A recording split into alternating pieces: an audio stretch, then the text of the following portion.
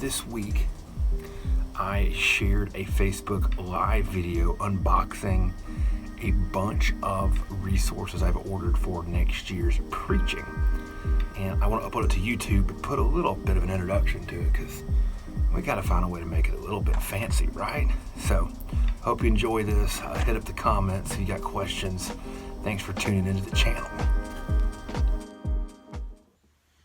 A lot of Amazon boxes are here at the house because earlier this week, I placed a gigantic Amazon order for my 2019 resources.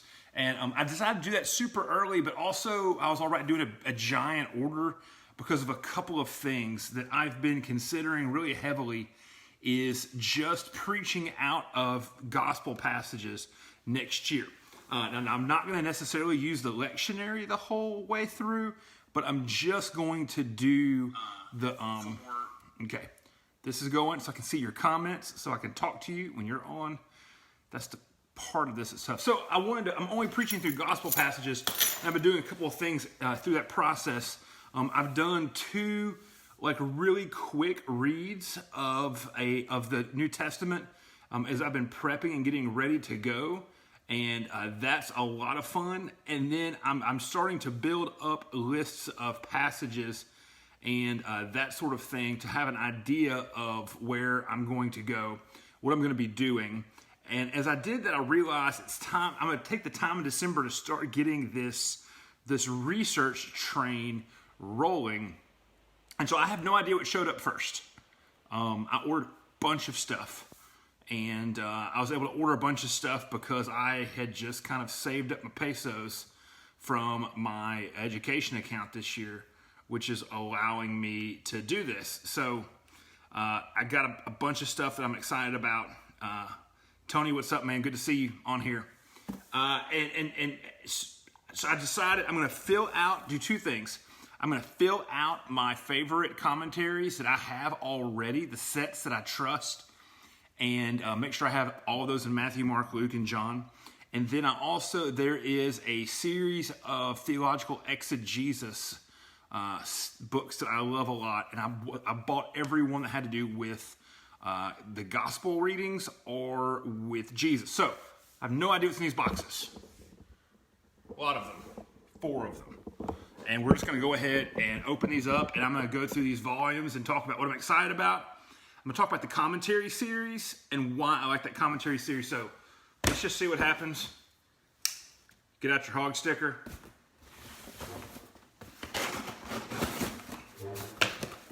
I really hope there's no Christmas presents in here that my wife ordered that I don't know about, because that might happen. So, boom. All right. What do we have here? Okay, first box is open. Okay, Sacra Pagina in it's the Sacra Pagina set. This is the Gospel of John. Now, I love Sacra Pagina for a couple of reasons. Number one, it is a great commentary set for anybody to be reading because it's not that academic, but it's academic enough if you need to do that sort of work. They have great bibliographies for every single pericope. That's a fancy word for section in the New Testament.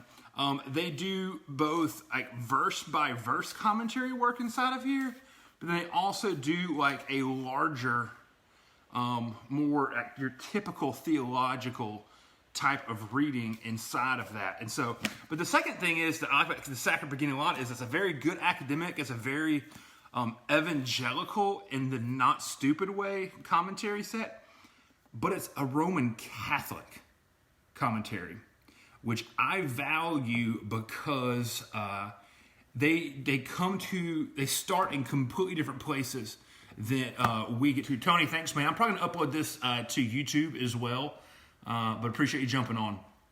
But it'll stay here in the group as well.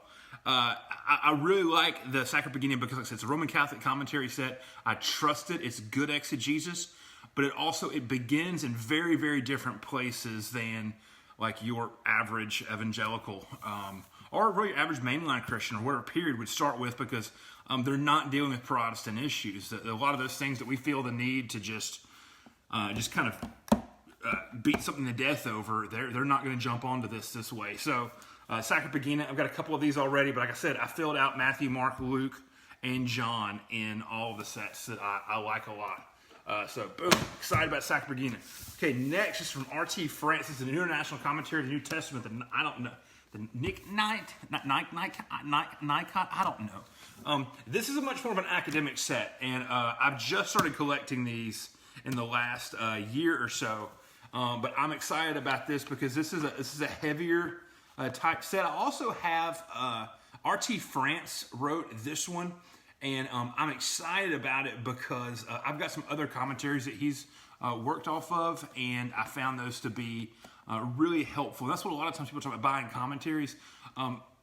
Whereas there is kind of a benefit to whole sets sometimes, but also you find the scholars that you really resonate with and you like the way that they're thinking about things, and you can start picking up other things they've written. I've got R.T. France, some of his works and other books, and so I'm excited about that. Okay, Matthew and the Pillar. The Pillar's not done yet, meaning that like the whole New Testament is not done in the Pillar, but I love this set.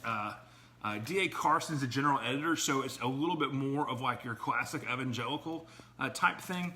It's a good academic commentary, but it's not going to get bogged down in so much language work, and it's going to just kind of focus on it's a good preaching commentary. A lot of times you run into commentary sets, but it's just not very helpful at all about the preaching. And the footnotes, I'm going to pop this over. The footnotes in the Pillar are always really, really good. And so I wanted to finish Pillar out. I started using Pillar at my very first semester of seminary. They had us reading the Pillar volume in Mark. So, like I said, I got all Matthew, Mark, Luke, and John now. What else? Okay, this is from the New Studies in Biblical Theology. I told you every one of these that had to do with New Testament or with gospel text, so Matthew, Mark, Luke, and John, or Jesus. I bought all of these. This is The God Who Became Human, a biblical theology of incarnation. A biblical theology is this particular subset of theology that bridges the idea of biblical studies in theology. It's become more popular in the last probably 10 or 20 years, and it sounds kind of silly because you figure that biblical theology isn't all theology, biblical theology. Sadly, not necessarily, but also it's a very particular way of reading Scripture. And what I appreciate about biblical theology is it is assuming that people are reading wide pieces of Scripture and are able to navigate across the whole Bible easier. The series editor for this is D.A. Carson, just like the series editor for,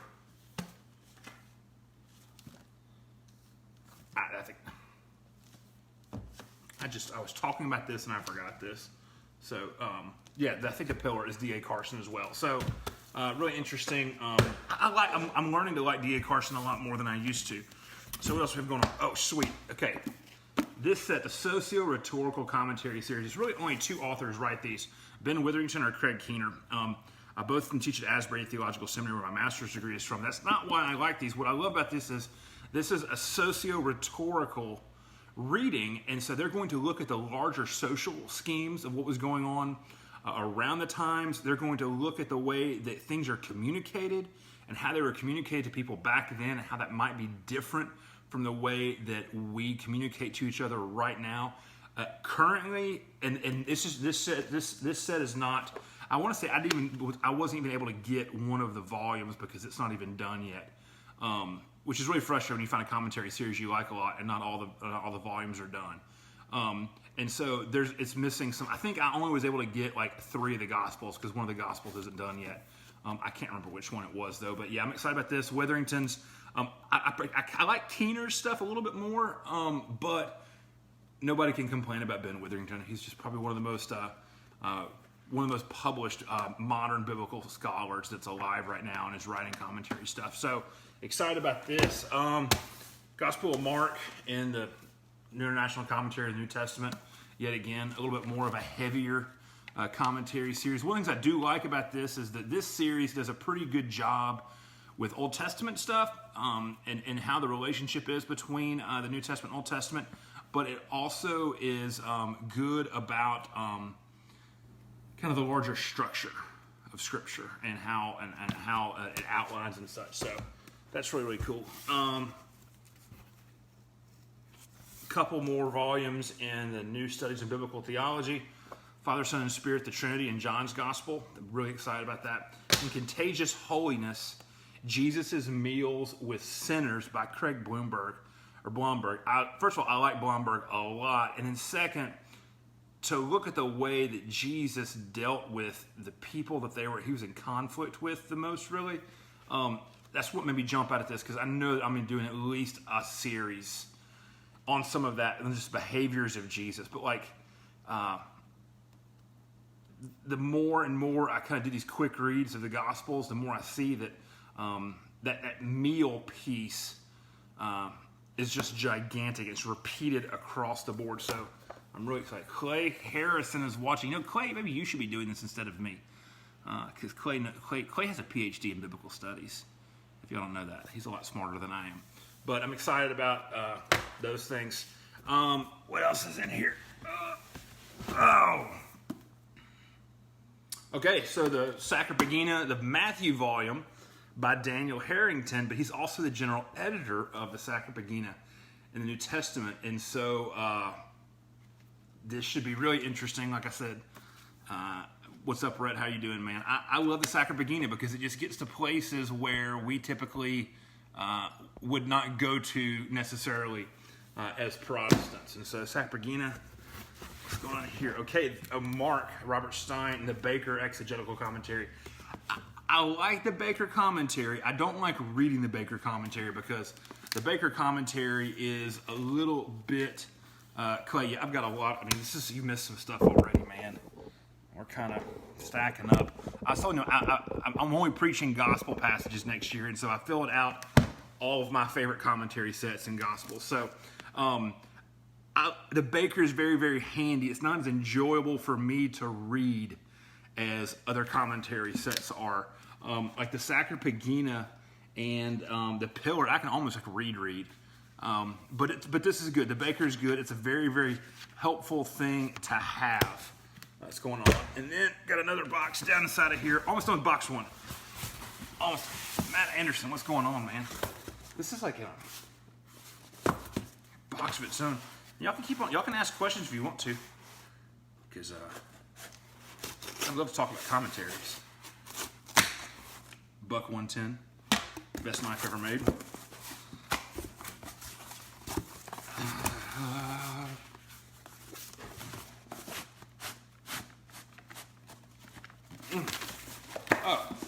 Okay. So this is Luke in the Baker.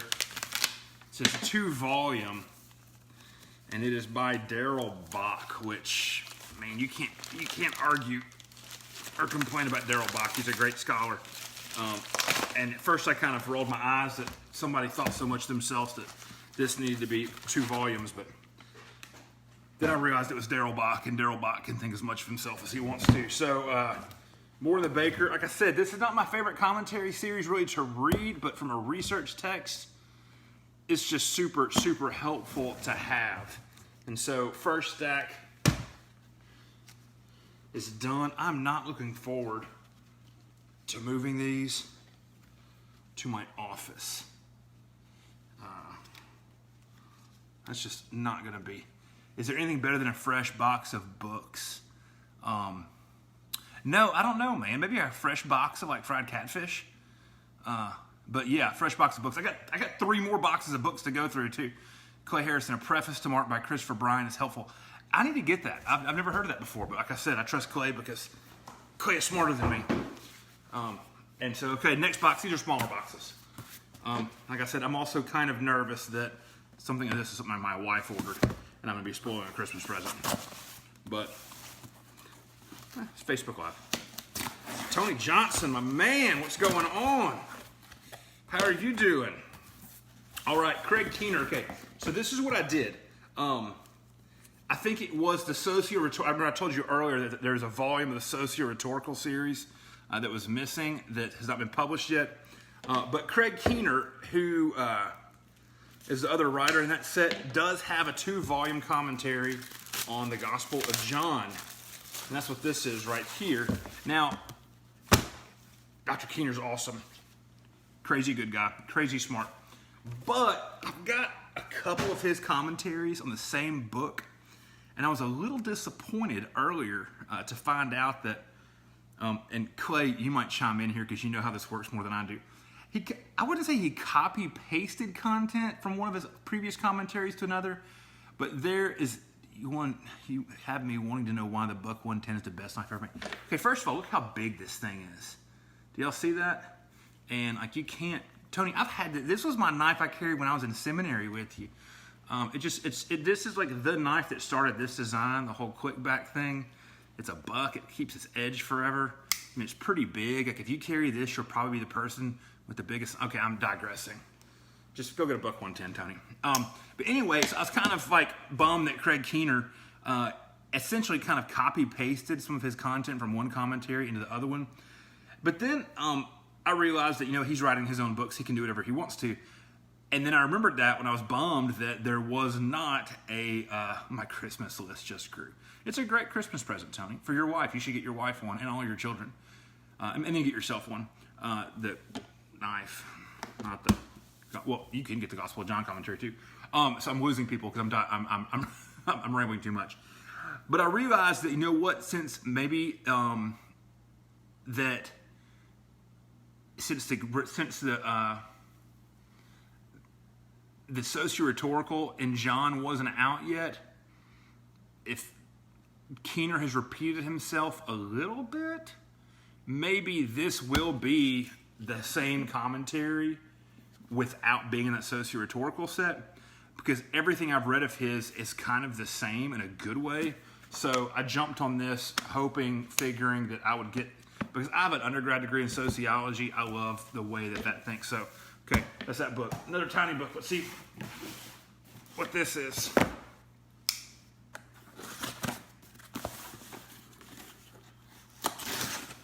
Oh, okay. No Christmas presents. All right. Neither Poverty Nor Riches, A Biblical Theology of Possessions by Blomberg in the NSBT set. Then again, that reading I've been doing of the New Testament, I'm seeing so much stuff about resources. I know that's going to come up. You're writing 4 books on Acts. Craig is going to repeat himself. It was Acts, man. That is it. That's exactly what volume it was. It was the big, huge socio-rhetorical, and then the one in the IVP New Testament commentary series. So that's what it was. Good call, Clay. Great information, but there's just so much stuff on resources and that sort of thing, and I knew that we'd be talking about money some, so I thought this would be a good volume to have for research purposes. All right, another volume of The Pillar from Luke. Like I said, Pillar is just a good, solid commentary. I kind of feel like I want to rank my commentaries, as in like, okay, if you can only carry 2 of them and you're traveling, which ones you're going to carry? And a lot of times, Pillar would be that grab and go for me. So that's what that's at. One more box left. It's like the Amazon scenario of big box, little package. This might be a Christmas present. I don't know. It feels kind of funny. Oh, it's addressed to my wife, so it's not for me. So thanks so much for sticking in. This is most of, I think I've got another shipment coming next week. And because I'm looking at the ones I'm looking to finish out, and there's a couple that are not even here, so I know there's more coming. But this is what we got in. That and that. It's like half the order. But this is why, to me, I think commentaries are a helpful resource. And if you're going to spend your money, I would much rather buy the paper volumes than, I love Accordance Bible. I use it constantly, but I'd much rather dump money into these than I would into volumes, just because there's something about the smell and the feel. Like Rhett said earlier, this is better than a fresh box of books. But also, it's just like your books are like your friends, like your buddies. You know where you've been with them. I write in margins of everything. It's like I can tell my tracking, that sort of stuff. So thanks for hanging out and for jumping on this unboxing video. I might do volume 2 or round 2 when that comes around. Hope your Friday is going awesome. Check you later.